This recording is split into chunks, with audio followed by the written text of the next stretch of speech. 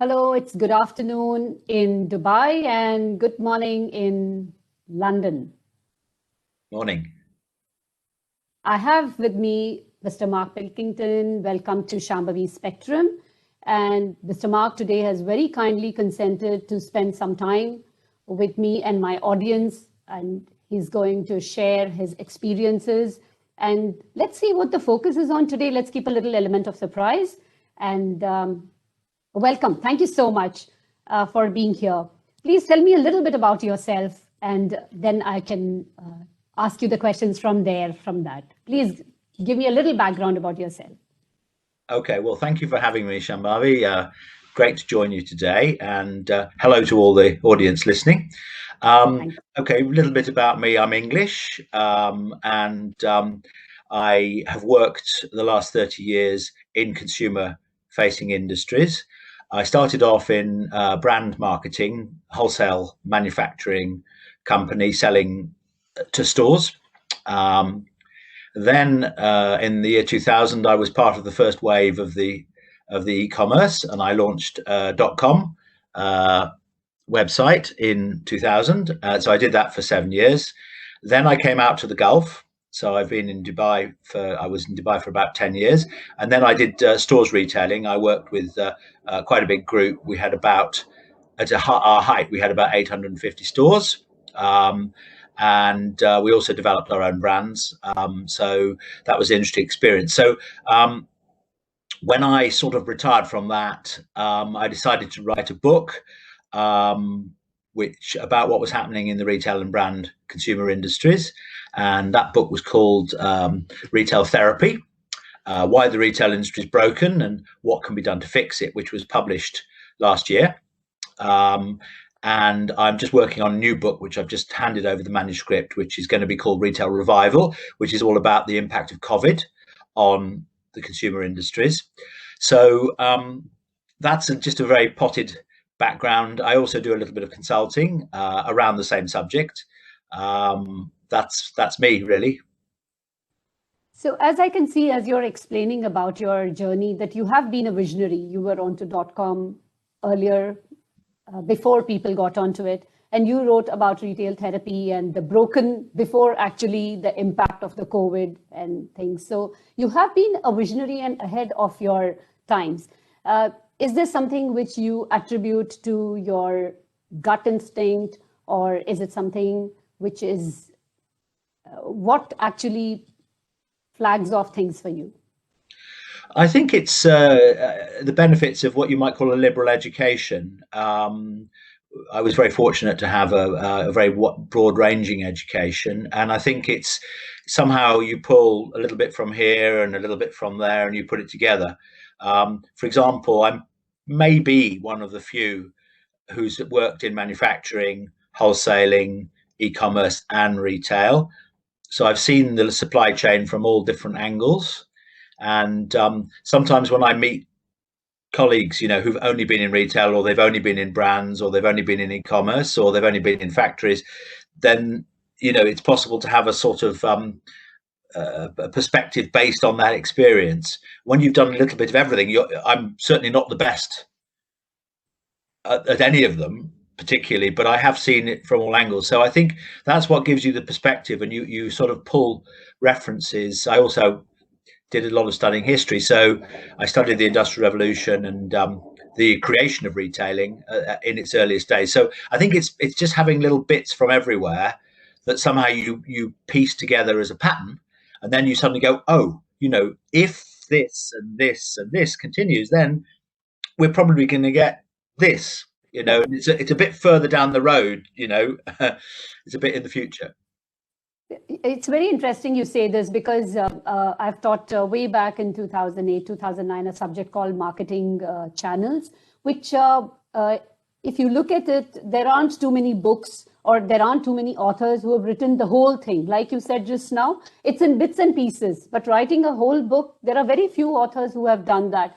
And actually, when it's not even a part of a curriculum for many people, they again study supply chain separately, they study retailing separately. But as a subject, as marketing channels, like what you said just now, it gives you a whole perspective on everything, which actually becomes an advantage. And I think it definitely worked for me, that I look at every part of retailing supply chain in a different way because of that subject. Things like breaking bulk, they mean something different now than what they would have for a person who's just studying one aspect of it. So thank you so much for bringing that. You mentioned that you've looked at 850 stores. You worked for a brand which had 850 stores. And it is always, I'm always amazed at this, that you start with a store or maybe two, then you borrow, then you make it bigger. And then there comes a time when everything is slashed off, particularly now. Yesterday, your article also speaks about, where you've mentioned about an article. It doesn't have to be, it can be any XYZ brand. And then they start slashing. How do you think it actually affects the people who are working on it and whose jobs are being slashed? Yes, well, growth is always fun, and cutting back is never fun. Um, I think it's very possible for retailers and brands to get into a sort of death spiral where it destroys the culture and the morale. There's a lot of evidence of that happening, and I think mass store closures are very rarely a way of succeeding. The problem really with retailing is that it's a very heavy fixed asset business, and it's a heavy people business, and so because of the way finance works, you amortize, you put all these assets on a balance sheet, and then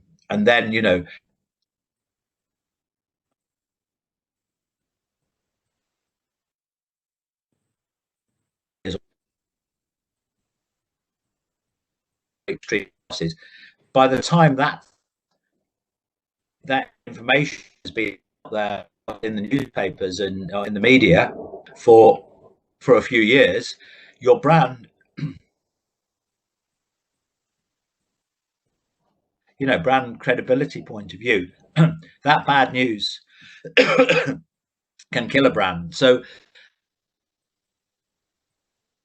if I walked into a retailer today in trouble, with losing money, I would be very careful about shutting down masses of stores, because I've been covering it now for 3 or 4 years, and to be honest, I've never seen one that managed to cut its way to success. Yes. So it makes me a little sad always, and it's people, it's homes. That's a story for another day, I suppose. Mr. Mark, I would like to, you have your consultancy and you also have written books and things. Now, one of the things which I'm interested in, as I mentioned earlier, offline also, is what are the metrics that you use to track how effective your campaigns are, or anything which you create to make people aware or branding? Please share with us a little bit, so it will give a little insight into budding marketers, especially as to what are the things to track for and what are the things which sometimes we may miss out. Well, in terms of what we call performance marketing, which is online marketing, I was very fortunate to work for a period of time with one of the top digital marketing agencies in London, and the metrics that we looked at there were the great thing, of course, is one of the reasons why online has succeeded so well is that all the metrics are very visible. In the store side, they weren't, which is another subject which we can maybe come back to. But on the online side, a good performance marketer can track from the first engagement on, say, Facebook or Google, all the way through to final conversion to sales, and then to repeat sales, and how often that happens. And that visibility and measurability of everything in real time is what really gives strength to that performance marketing. The key metrics that we use in that respect would be obviously you're buying on somewhere like Facebook, you're buying impressions for your advertising. So the first one is impressions. Then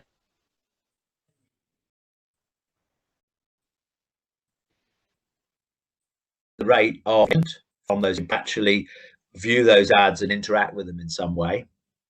And then you look at the ratio between the engagement and the actual click through to your website. And that is something that's very measurable. When it arrives on your website, you then measure you can measure things like how many people, what proportion of people who arrive add to basket. And then you can measure how many people add to basket versus how many people buy. And those are the main metrics. So what you do is you pour in a bunch of advertising money at the top of the funnel to get your impressions. You then have your engagement rate, you have your click-through rate to your website, and from your click-through rate, the arrival at the website, you then have the ratio to how many people try and buy products and how many people actually do buy products.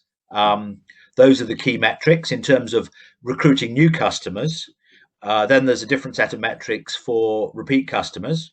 And another metric that's very important is, of all the customers who come to your website new, what proportion of them repeat and how many times? And from that, you can derive the lifetime value of your customer. So those, in very, very simple terms, those are the kind of metrics that one looks at. So mostly nowadays, the focus is on social media, and like it's as if there was no pre-era before social media at all. Even the website is used just for, like you said, for certain analysis, and it's not so active or it's not so dynamic for most people the way they can actually use website analytics. So there is like one route which you have given. Would you suggest something else without social media which people can do to track their metrics? Well, I mean, there are so many parts to this, but one of the biggest things that has driven the success of many of the online players is what they call a community. And this is a softer set of metrics, if you like, more difficult to measure. I mean, you can look at things like net promoter scores and things like that. But what you're looking at is how big is your community and how enthusiastic is your community. And then that relates to things like influencers. If you're going to use influencers, for example, to engage their communities, again, you can measure those kind of things. So, let's say you engage an influencer, they have 2 million followers, then you've got your community with say 500,000 followers, and then you're meshing the two together, and you can look at metrics. Again, you get into the softer side, like say you have an event, or you have a physical event where you bring together people and you bring your influencers, or you might have an online event or some kind of activity that people do online, like a competition or a treasure hunt, or all the many things you can do. Again, you can measure the responsiveness of those. So you could measure, for example, if you do say a video with a big influencer, you put it on YouTube, again, you could measure, how many people view that, how many times is it shared, is it getting traction with people, and what are people saying about it. So there's many aspects when you look at that whole relationship of your community and influencers, and how well are your values as a brand chiming with your community. I mean, we have some brands where they're almost like cults, where the passion that the user community has is almost like a religious cult. Now that's difficult to measure precisely, but it when you see it. So I think metrics are terribly important, and you can measure things with metrics, but metrics are not necessarily always what drives the success. What drives the success sometimes is the softer things. For example, how creative your initiatives are, and whether you have a set of values that are going to interest people, and whether you have events and things that people want to be part of. Whether comes back to your product. Does your product really engage people? So I think in the we went from a situation where everything was soft and there were no metrics in the old retail, virtually no metrics, very few. We've now gone into heavy metrics, which is great, and you know it's absolutely right to focus on the metrics. And to in real time, if something's not working, you need to, like with performance marketing, you know, if the advertising is not working, you need to change it. But nevertheless, you know, when you look at the really successful brands, very often it comes out of some kind of passion, it comes out of some kind of cause, it comes out of a big product breakthrough, or a new business model that delivers something different. And I think, you know, that is a magic sauce that you have to put together the soft side and the hard mathematical side to get true success. Yeah, I know it's not just the numbers, and that's what my next question would be. You spoke about community, you spoke about brand value, about the product, and how important is the corporate social responsibility of the company should be matching with what the product or the company is about? How important is that? Because very often you find that there is a big gap between what the company is in terms of what the values and brand or the product and the causes that they support. How important is that, the CSR aspect being a match to what the company is? Well, I think that, I mean, it's a very good question. Let's take a step back. I think that, you know, if you were a brand or you were a retailer 30 years ago, you know, if you had shops in certain places, and if you had a big sales force that knew the retailers, and you had high brand awareness, you were almost guaranteed business. And actually, the consumer's choice was quite narrow. You know, there would be 3 shops near where they lived, or 5 shops near where they lived, depending on what. And they go to those 5 shops, and in those 5 shops, they would find 10 brands. You know, but they were the same 10 brands. So it was almost, I won't call it a monopoly situation, but kind of very similar. And we've moved from that to a situation of almost perfect competition. If you look at economic theory, the consumer has almost perfect knowledge. There are millions of competitors, and you can access competitors anywhere in the world. So it's pretty close. It's gone from oligopoly or near monopoly to being perfect competition. Now, under those circumstances, you no longer have the right to have any business at all, just because you're a brand that's been there for 100 years, or you're a retailer who's been there for 50 years. And so just, you know, having products in those stores, etc., is not enough anymore, you know, because you can fight, if you just try and fight it out on just having products on shelves and having a pricing level or whatever, and, you know, having a certain basic level of quality, you are in the bath with millions of other suppliers fighting it out for the lowest price. True. Now, if you want to get out of that cold, nasty bath and into somewhere warmer, you've got to change the rules of engagement. It's no longer a nice to have to offer something else apart from just some products on a shelf or some products on a website. It's not just about having a cause; it's about a lot of things. But the key point is, it's not a nice to have anymore. I mean, I think corporate social responsibility was a nice to have. It was sort of like a bit of window dressing that people did, you know, at the end, once they decided what they wanted to do with everything else. They then said, "Oh, we'd better get this," and they'd spend a bit of money and they'd choose a popular charity and they'd do a few events, and fine, they'd all have a big party or something.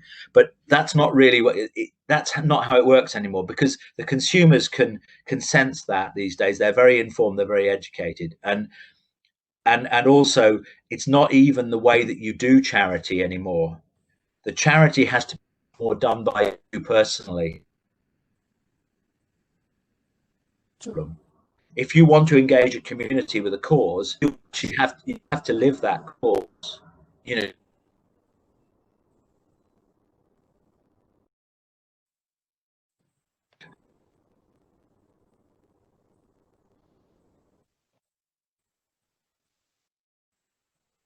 So sorry, there's a little bit of a break, I think.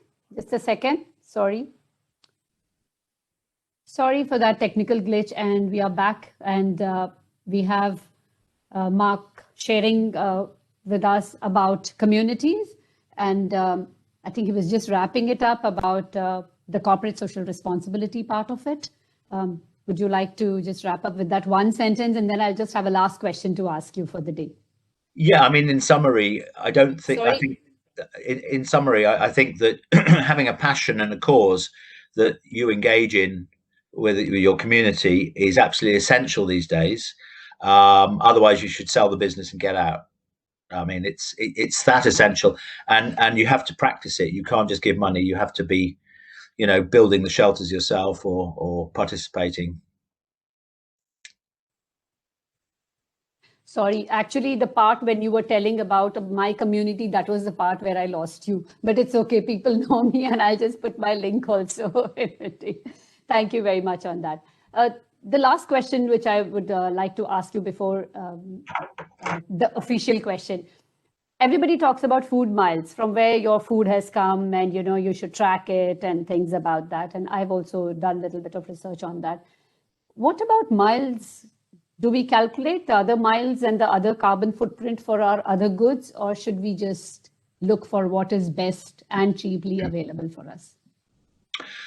Well, of course, the problem of the environment is all of our problem. And again, a bit like the social corporate responsibility, there is no option but to try and be more environmentally friendly in business these days. That just gets you to the table. So yes, we should be tracking the miles of our products. I mean, we see massive amount of recycling. We see the circular economy in fashion really starting to hurt, and well, is going to probably kill off the fast fashion business. And I think that that's going to become more important in the future. So sourcing locally and recycling, using recycled materials. Making sure all your production processes don't damage the environment. These are incredibly important. Again, I would say if you don't want to engage with that, I would sell the business and get out, because, a bit like the social responsibility, that is the ticket now to sit at the table. It's no longer a benefit. Yeah. It's an essential. It's not a plus. It's that if you don't have it, you're not going to be there. It's a requisite now that you have to take care of. Yeah. Yeah. So actually, the fact that you're a part of a society, you're not just an organization by yourself. You're a part of the society, and you're contributing is who you are and what you are. Everybody can see that. So it's very, like you're saying, you have to be, if you want to be on the table, one has to be that. So on another note, what book are you reading now? I just started Obama's new book, Barack Obama's new book. About his life. So I'm looking forward to reading that. Anything else which you have just started now? I don't want to talk about the COVID, because I'm sure you've been asked this question so many times. Anything of late which you kept thinking that you'll do, and now you are actually doing it? Anything? Well, I think that I'm very interested in two things, actually. I'm interested in direct consumer, which of course is not new, but is dear to my heart. I was actually my internet business actually was one of the first direct to consumer business, because we actually weren't a platform. We had our own brand back in 2000, which was quite new in those days. And the other area is what I call future retail, which is, given that so much is now online, and transactionally, online seems to me to be superior in lots of ways to transacting through stores. What is going to be the role of stores in the future? And I think that stores do have a really exciting role, but not what they did in the past. It can't just be a bunch of boxes on shelves. In fact, it's a real waste of something very valuable to use a store for that. And I think that, all of that bit, in my view, sits online. All the fulfillment, personally, apart from maybe a few bestsellers, I would put all the fulfillment online and use the store to be an amazing place where you come and meet the brand, and you can use technology to make it a place you really want to visit. Because people have no need to visit stores anymore. They have to want to. They have to want to. And so you've got to have education, you've got to have celebration of community, you've got to have entertainment. You've got to have very high levels of customer service. You have to change the people in the stores completely, and you have to pay them a lot more money. You can probably have fewer of them, pay a lot more money, but you have to have the kind of people who are going to be brand ambassadors, who are going to switch people onto the brand, and then the rest of it can all happen online, most of it. But that's the key thing. So it's going to be about experience. Yes, the whole store. The malls in Dubai are always about experience, but now it's also going to be, each store is going to be about the experience. Well, Dubai has some of the best malls in the world, and they've always had, great experiences, and I'm sure that they're going to continue to do well. But it's really important that all the brands do it as well, because the problem is historically is that the brands were all the same in all the malls, and we have to move away from that model, and the leasing model has got to change, because if you really want to get the truly innovative brands, the most innovative brands in society these days are not retail brands. They're not the big established retail brands. The most innovative companies out there are mainly online brands on Shopify, where you literally have millions of small brands innovating, changing the rules, developing new products that are amazing. But it's very hard for them to get into shops. They want to have shops because they want to do this engagement thing, but it's very hard with the leasing model. So my view is that many of the malls, many of the property owners, maybe not the very big ones, but the ones in the smaller malls, they're going to have to make the leasing model much more flexible. Unfortunately, with technology now, you can do that. And I one of the things I'm interested in is future retail, is this idea of the plug and play store, where the walls are all screens and the windows are screens. And I've seen it, actually. I saw it at Heathrow Airport. I was very privileged to see it. I was working for them, and they showed me they could flip a space from one brand and one feeling to another brand in 1 second. They just had to put a different chip in, and the whole thing changed. And then, of course, you've got your tables and things with some things on it, but that's not the hard bit. The hard bit is to create the overall environment. And so much of that can be done by technology now, that if you can flip a store in 5 minutes, and you equip the store with technology that makes it like a website, so it enables you to track what customers are doing, how they're engaging with the product. If that's all pre-installed, you can rent those spaces out for, say, 6 months to an online brand who wants to recruit some new customers. And I think if that model could be pursued, at least in some parts of the malls, you get much, much more exciting retailing, because you get all these young brands popping up with great new products, rather than, as it is at the moment, it's just a commodity. If you go into most malls, you go into most of the stores, all the stuff is the same. There's nothing new. It's all the stuff you've seen for the last 10 years. It's just there, maybe a different price, different color or something, but there's nothing really new. How long is it since you went into a mall and went, oh my God, I've never seen that before? It's very rare. But if you go online, you'll see things you've never seen before. I promise you, just 5 minutes, go and have a look. You'll see new products and new ideas. And it's how do we get that flow of great ideas through to the malls? That's a very interesting project. That sounds very nice. And it's just last week also, we were just listening to somebody who was talking about movable fit outs now. And I think you are also saying the same thing. And definitely leasing for a shorter time means, especially like entrepreneurs like me, if we can lease for a shorter time, we would be happy, because we really don't have that kind of money to go on for a longer time. So definitely that would also give variety. That would also increase the footfalls to the mall, because the people would be interested in knowing who is there, what are they exhibiting. Definitely the engagement for the mall would also increase. It sounds so, the future of retailing is definitely a part of brick and mortar. It's not going to go away. No. The experience will probably change, as you've rightly indicated. And I really look forward to reading your book, the one which you're publishing. Wish you all the very best. And I once again want to thank you so much for spending so much time with me. Thanks a lot, and we'll meet again. Until then, good luck. Thank you very much, and thanks for having me. And if you ever want to do it again, no problem. I'll be there. Okay, thank you so very much. Any last message for budding marketers? Yeah, I mean, it's all about, you have to get away from selling commodity products. You've got, the product itself is not enough anymore. You've got to have other things along with it. Thank you so very much for that.